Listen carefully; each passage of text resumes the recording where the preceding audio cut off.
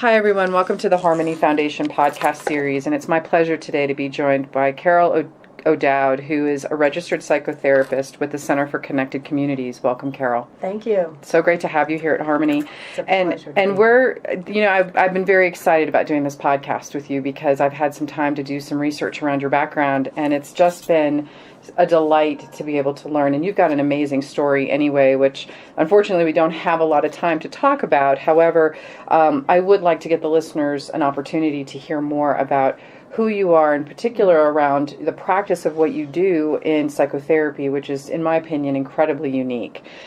So you have a very interesting approach to clinical care. You're trained in mindfulness, which is not, uncommon in the field of addiction treatment.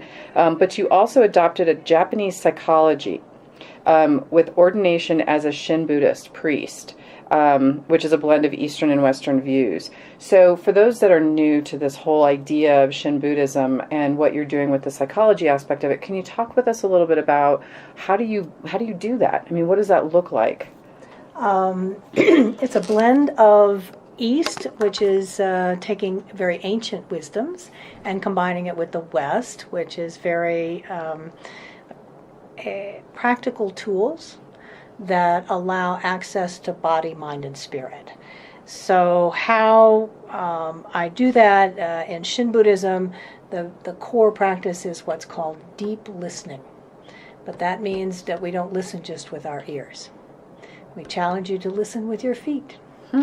So it's the practice of being open and listening to what is as is, not as it is. The minute you say as it is, that's solidifying. So it's being open to the fact that life is always changing. So similar to addiction, that high gives you this big high and then it goes away. Life is the same way. Okay? And what you like, it's going to change. What you don't like is going to change. So the real question then is combining again a Morita practice, which is, where do you want to place your attention? Do you want to place your attention on what you don't have? Or do you want to place your attention on what you do have and let in more? That's beautiful. And it sounds so fluid. I mean, that's a big part of it is, like you said, it's not rooting yourself in one thing. Right. Which, in mindfulness, especially around meditation, it's always about the concrete of being present in that moment. But I hear what you're saying is that it's not just about being concrete in that moment, but recognizing the fluidity of it. Well, the fluidity, what moment lasts. Right. That's a great point. There is no such thing, is there? Right. And so my view of clinical care is more that it is a transformative journey. So to me, it's a process of working with my clients as experts. I'm not the expert. I haven't lived their life. So I have to find out, where are they, what are they doing, and what's always changing. So I just give tools. So I can reach into a Eastern bag or a Western bag, and whatever works for the client, because it's what works for them. Makes sense. Not what works for me. Great. So you have, I guess it's training also in Ikebana, thank you, which is Japanese flower arranging. Correct. Which I always think of just the bonsai tree when I think of that, but I'm sure it's not. That's not even close. And then Kyudo? Kyudo, which is the way of the bow. Okay. Which is Zen Archery, correct? Yes. Okay. What's the disciplines that carry into these practices? As you look at that and you're mentoring and coaching your clients, how do you take these two very unique aspects and bring them into a client's life where they can adopt it? It seems like there's a tremendous amount of metaphor work that happens there. Yes, a bit. Kyudo is a fascinating exercise because it comes out of Japan and also was practiced intently by the samurai. What's fascinating is that the samurai warriors, before they went into battle, carrying the bow, this is before the days of guns and such, it's strictly arrows, the practice that they engaged in to prepare for battle Ikebana. So these great, big, intense guys sitting, and Ikebana is arranging flowers. But the practice of Ikebana involves, again, this listening to the flowers. So it's being aware of body, mind, and spirit when moving the flowers, and listening to the flowers. Allow the flowers to show face. Also, what's a little bit different from Ikebana versus just standard flower arranging in lots of, just sticking the flowers in the pot, is, or the vase, I mean, it's the practice of being aware of space and arranging the space as well as the physical space the flower takes up. So it's an the space between, too. Yes, yes. And so it's being aware of that, listening to that. So how that translates into a client's life is, okay, who are you sitting next to when you go to a particular environment? Do you want to be next to that? Or are you getting stuck? Are you next to a cactus?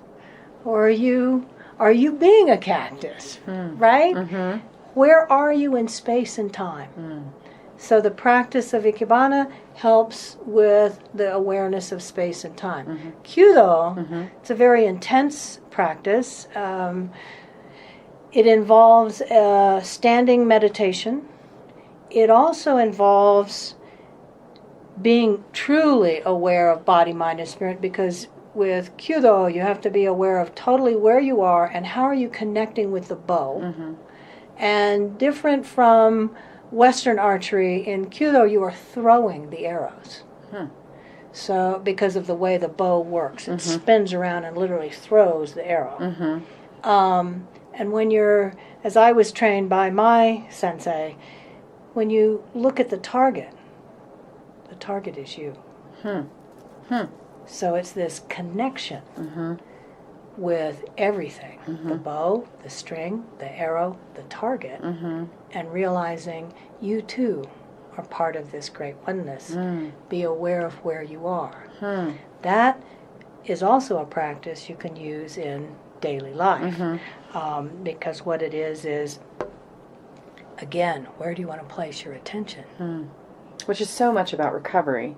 You know, recovery is all about where do you see your mind being, where do you see it? Because so much of the time they're in the past and then they're in the future, but they're not looking at where they want their mind to be in the moment and in the present. And that sounds like a wonderful exercise in helping them with that.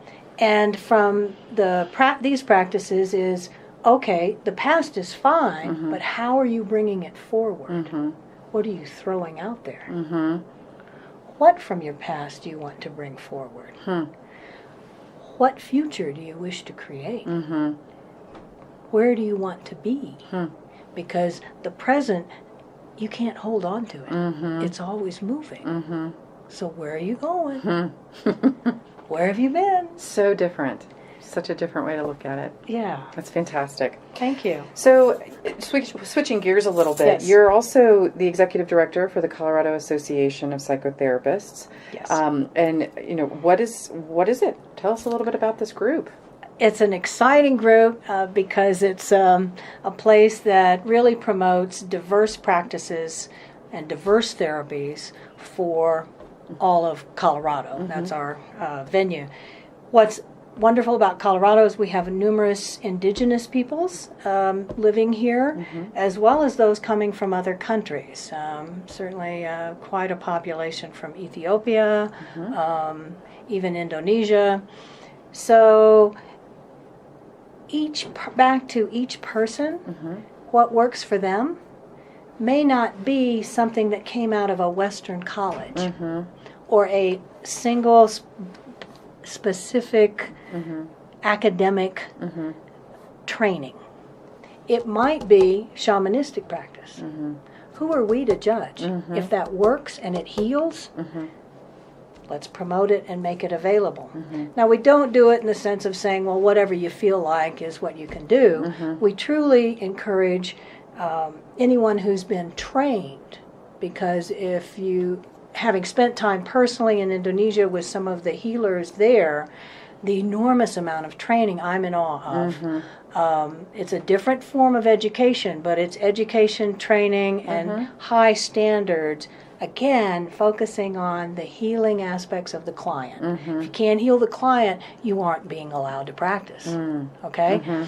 So what we're doing as an association is promoting legislation that will continue to keep a variety of diverse practices available to all peoples living in Colorado, as well as offering our members and even the public education, networking opportunities, and introducing the background behind these many diverse therapies. Because even some of the Japanese ones that I use, finally, science, which is the great God in the West, is verifying what has been used for hundreds of years. Right. And in some cases, thousands of years. Right. So, So it's a great group of folks where if you wanted to find a therapist that would meet the needs of what you're looking for, you could easily find someone within that group. Yep. You can go to www.coloradopsychotherapist.com. Okay. And our advisory board, we've got the directors of different schools here in Colorado, the Boulder Psychotherapy Institute, Colorado School for Family Therapy, and a academy that is trained. They're one of the trainers for hypnotherapists. So again, we've got folks who are leaders in the development even of some new technologies. So I guess what I would underscore is not only can you find therapists, you can also look at what's being tested in the field. So we support and encourage innovation and exploration in ways that serve the needs of residents of Colorado. That's fantastic. It's great to have that resource here. Thank you. And thanks for your leadership with that. Thank you. So if someone wanted to access services for the Center for Connected Communities, how could they get in touch with you? They can call me at 720-244-2299, or they can go to www.centerforconnectedcommunities.org. Well, it's been a pleasure talking with you, Carol. I feel like we could spend an hour going through some of the amazing things that you're doing. But if folks are interested in learning more about you, please have them visit the website. And thank you for visiting Harmony today. Oh, and thank you. It's an honor to be at Harmony. It's amazing what you folks are doing. Thank you.